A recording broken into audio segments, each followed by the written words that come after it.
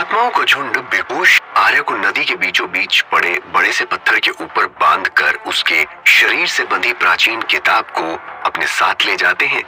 तब उस पानी में मौजूद मगरमच्छ धीरे धीरे आर्य के चारों तरफ आकर उसे घेर लेते हैं। तभी आर्य को उसकी पत्नी की आवाज सुनाई देती है, आर्य उठो, अनर्थ होने वाला है। बेहोश आर्य को बहुत हल्के से वो आवाज सुनाई दे रही थी, जैसे कि हल्की सी एक गूंज हो। आर्य अपनी आंखें खोलने की कोशिश करते हुए फुसफुसाकर बोलता है, कैसा अनर्थ?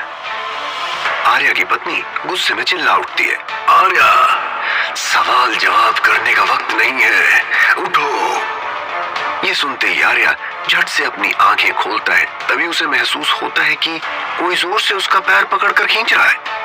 आर्य झट से उठकर बैठ जाता है और उसके बाद सामने वो जो देखता है उससे उसकी आंखें फटी की फटी रह जाती हैं। नदी के बीच में ऊंचे से पत्थर पर वो बैठा है और उसके हाथ पैर बंधे हुए हैं और एक विशाल मगरमच्छ दोबारा उसका पैर पकड़ने की कोशिश कर रहा है। उस मगरमच्छ का आकार इतना बड़ा है कि जैसे कोई दानव हो, लेकिन ऊंचे पत्थर के ऊपर रहने की वजह से सिर्फ उसका मुंह आर्य को दिख रहा है।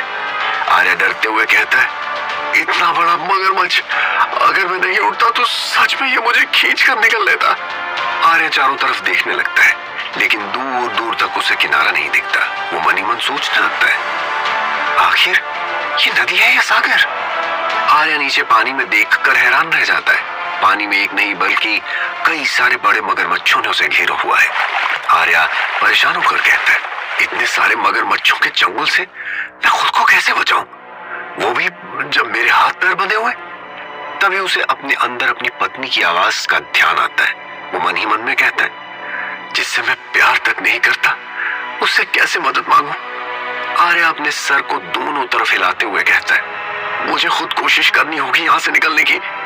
आर्य अपने मन की दुविधा को लेकर परेशान था। तभी दूसरी तरफ तमंग अपने आसन पर बैठकर गुस्से से लाल पीला हो रहा था।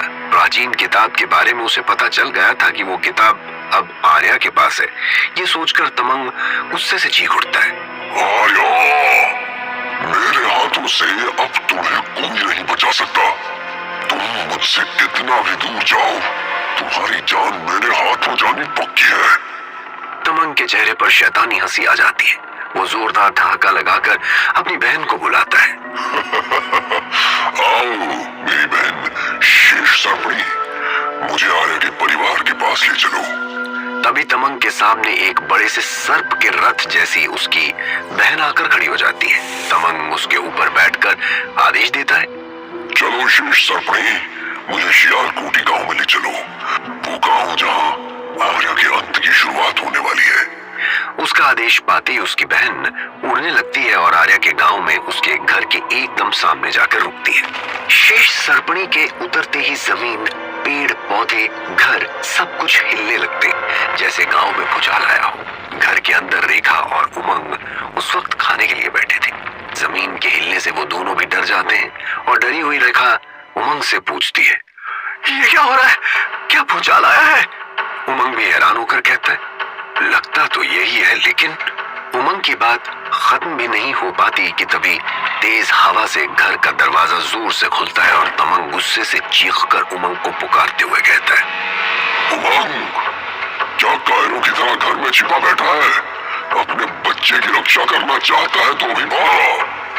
आर्य के बारे में सुनकर रेखा घबरा जाती है और उमंग से कहती है, ये तो तमंग की आवाज है, ना जाने इसने मेरे बच्चे के साथ क्या किया होगा।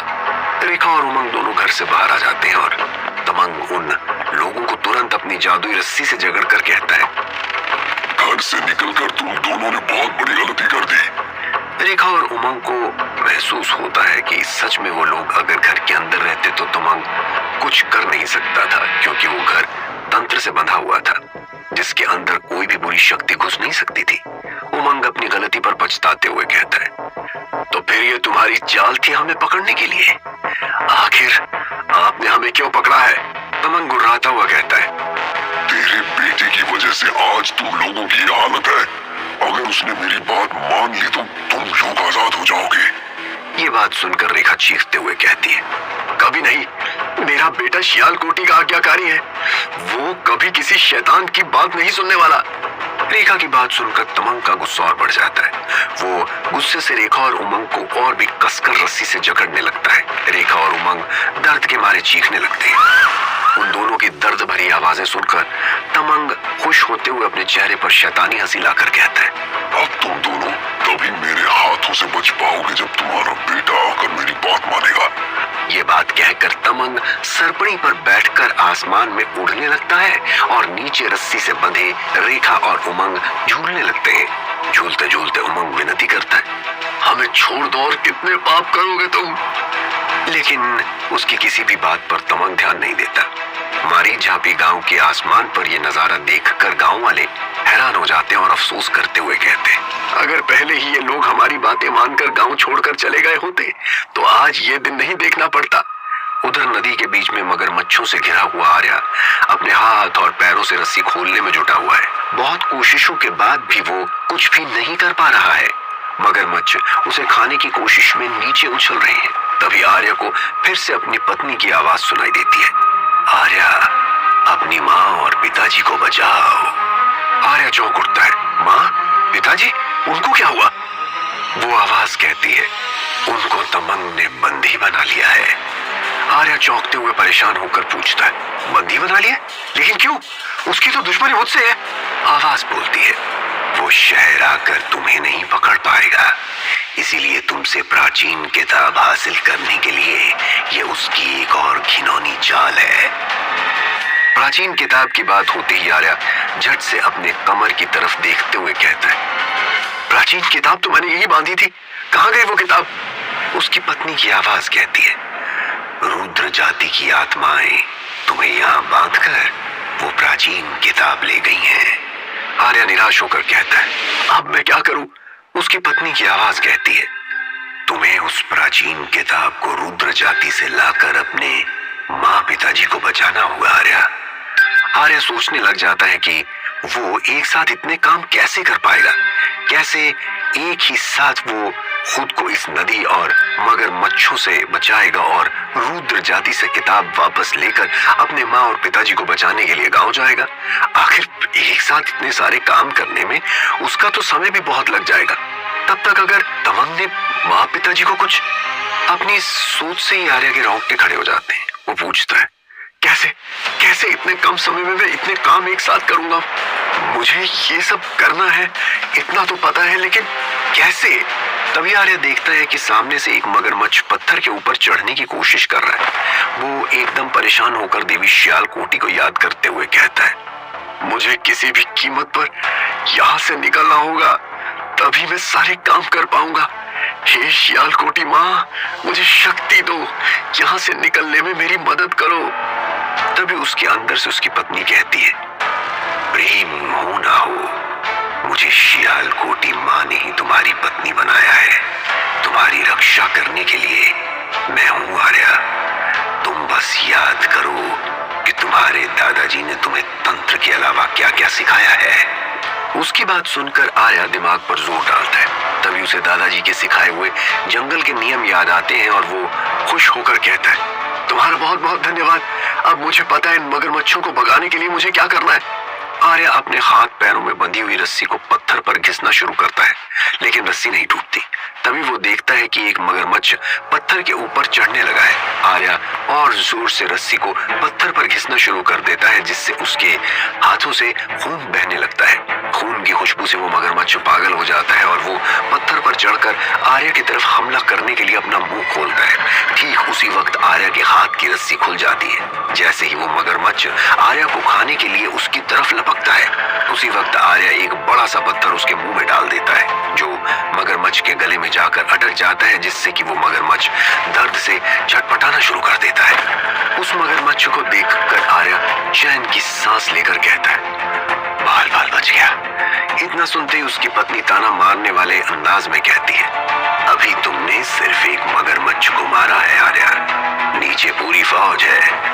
इतना सुनते ही आर्या जल्दी जल्दी अपनी शर्ट उतारने लगता है। ये देखते ही उसकी पत्नी डरते हुए कहती है, क्या करने वाले हो तुम आर्या? कहीं तुम पानी में तो नहीं कूदने वाले हो?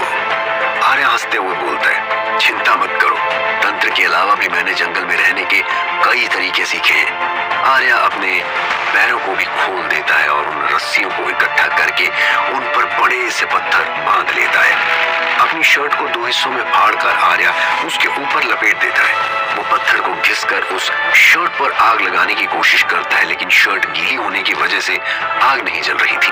तभी उसकी पत्नी कहती है, आर्या, इतना वक्त नहीं है, तुम्हें अपनी अंदरूनी और बाहरी दोनों शक्तियां आजमानी होंगी। इस पत्थर का बिना आग लगाए ही इस्तेमाल करो। अपनी पत्नी की बात सुनकर आर्या उस रस्सी को जोर जोर से घुमाने लगता है। तभी उसकी पत्नी कहती है, अब मगरमच्छों को ऊपर आने के लिए उकसाओ। आर्या चट्टान के किनारे आकर फिर से रस्सी घुमाता है और एक हाथ से अपना खून उनके ऊपर डालना शुरू कर देता है। खून की खुशबू से मगरमच्छ ऊपर चढ़ने की कोशिश करते हैं। जैसे ही मगरमच्छ ऊपर आता, आर्या उसके सर पे जोर से पत्थर मार देता। इस तरह से एक एक करके वो सभी मगरमच्छों को मार डालता है। आर्या की पत्नी कहती है, तुमने इस मुसीबत से तो छुटकारा पा लिया। अब रुद्र जाति से प्राचीन किताब को हासिल करके अपने माता पिता को बचाओ और उसके बाद उस प्राचीन किताब को उसकी सही जगह पहुंचाओ। पत्नी की बात सुनकर आर्या नदी में छलांग लगा देता है। तभी वो सोचता है कि आखिर उसे किस तरफ जाना है। उसकी पत्नी फिर से बोलती है, आर्या, सीधा जाओ, तभी तुम्हें मंजिल मिलेगी। याद रखो, हमेशा सीधे ही जाना है तुम्हें। तभी आर्या पूछता है, मेरा रास्ता सीधा कैसे हो सकता है? लेकिन फिर कोई जवाब नहीं आता। आर्या जवाब ना मिलने पर हैरान तो होता है, लेकिन वो अपना पूरा जोर लगाकर सीधा तैरना शुरू कर देता है और तैरते तैरते वो रुद्र जाति के गढ़ पर आ पहुंचता है। उसे देखकर रुद्र जाति के लोग हैरान हो जाते हैं और दौड़कर महारुद्र को खबर देने के लिए जाते हैं। उन लोगों को भागते हुए देखकर आर्या सोचने लगता है, अरे, मुझे जिंदा देखकर ये लोग इतने हैरान हो गए, लेकिन अगर महारुद्र ने फिर से मुझे कैदी बना लिया तो? ये सोचते ही आर्या तेजी से रुद्र महल की तरफ जाने लगता है और महल के दरवाजे पर पहुंचते ही वो देखता है कि वहां हाथ में तलवारें लिए उसे रोकने के लिए सेना खड़ी है। आर्या उन सबको कुछ कहने ही जा रहा था, तभी महारुद्र कहते हैं, आक्रमण! और आर्या देखता है कि उसकी तरफ तेजी से भागते हुए सेना आ रही है। क्या होगा आगे? क्या आर्या महारुद्र से प्राचीन किताब ले पाएगा? क्या सही समय पर पहुंचकर अपने माँ पिताजी को तमंग से बचा पाएगा आर्या? जानने के लिए सुनिए महारक्षक आर्यमन का अगला एपिसोड।